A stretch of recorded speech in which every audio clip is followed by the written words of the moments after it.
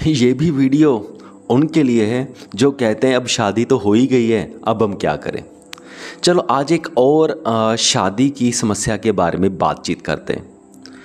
कई बार ऐसा होता है कि जो पत्नी होती है वो अपने पति से कहती है कि तू मेरे से बात ही नहीं करता। तो पति कहता है अरे मैं रोज़ शाम को घर आता हूँ, तुम्हारे साथ रहता हूँ और तुम कह रही हो कि मैं तेरे से बात ही नहीं करता। हम बातें ही तो कर रहे हैं और क्या कर रहे हैं। तो बड़ी कन्फ्यूज़न वाली स्टेट हो जाती है, पति को समझ में नहीं आता भी ये चक्कर क्या चल रहा है। तो इसका आंसर इसमें है जो मैं अभी आपको बताने जा रहा हूँ। कई बार जो पति होते हैं ना, वो उनका नेचर ऐसा होता है थोड़ा रिजर्व्ड सा, वो ज़्यादा बात नहीं करते। तो वो उनको ऐसा लगता है कि क्या ऐसे ही फालतू बोले जाना, नहीं मुझे नहीं ऐसे बात करनी। जो पत्नी कहती है वो सुनते रहते हैं लेकिन ज़्यादा कुछ बोलते नहीं है। पर कुछ दिनों के बाद जो पत्नी है ना, उसको ऐसा लगता है कि अरे मैं तो इसको जान ही नहीं रही, ये तो मेरे से बात ही नहीं कर रहा। तो पति कहता है मैं तुम्हारे साथ बैठा तो रहता हूँ, और पत्नी कहती है कि तुमने बात ही नहीं कुछ करी।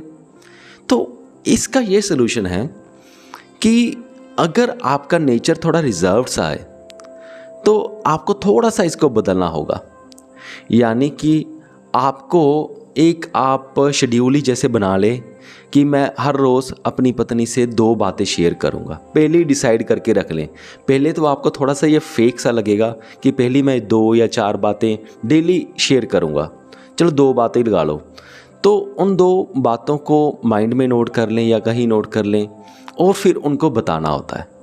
जब पहले करोगे बड़ा आर्टिफिशियल लगेगा, पर धीरे धीरे फिर ये थोड़ा सा नेचुरली सा बन जाएगा और इससे क्या होगा कि पत्नी को लगेगा कि आप उनसे बातें कर रहे हो। और दूसरा पॉइंट ये है कि नॉर्मली ना जो पति होते हैं वो रीज़न बेस्ड बात करते हैं। यानी कि अगर कुछ भी बात बताएंगे तो बोलेंगे कि इसके पीछे रीज़न ये था, ये मैंने इसलिए किया क्योंकि ऐसा था। पर वो ये नहीं बताएंगे कि उस वक्त उन्होंने महसूस क्या किया।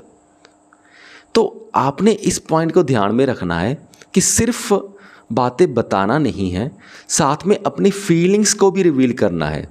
जैसे कोई भी सिचुएशन थी तो उस सिचुएशन में जैसे मैंने ये काम किया, ये काम करने के बाद मुझे बिल्कुल अच्छा नहीं लगा और फिर मेरे माइंड में आया कि मैं कुछ वो करूं।